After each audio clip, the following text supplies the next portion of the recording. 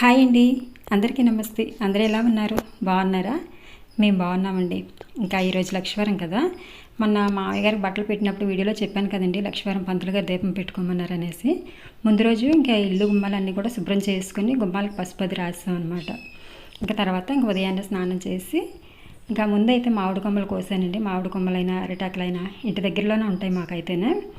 ఇంకా ఏ పూజ చేసేటప్పుడైనా సరే గుమ్మానికి కొద్దిగా మామిడి కొమ్మలు తగిలిస్తే అందంగా ఉంటుంది కదా అనేసి ఒక 2 మామిడి కొమ్మలు అయితే మూలలే గుమ్మానికి కూడా తగిలించాను.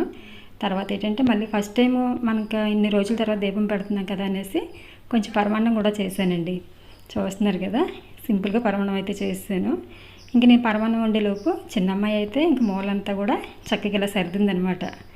ఇన్ని రోజుల తర్వాత మళ్ళీ దేవుడి మూల దీపం పెట్టేసరికి మా దేవుడి మూలంతా కూడా ఒక చిన్న సైజు గుడిలా కనిపించిందండి మాకైతేనే.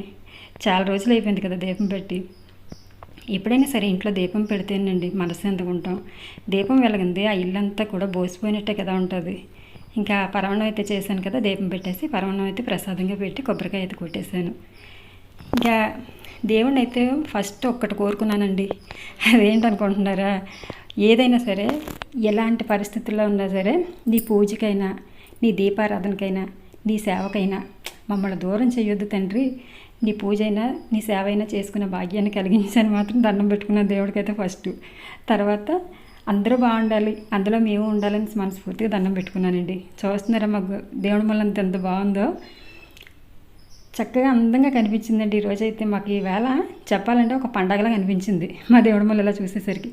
మీకు ఏమనిపించిందో, మీకు ఎలా అనిపించిందో కామెంట్ చేయండి మా దేవుడి మళ్ళీ చూసిన తర్వాత.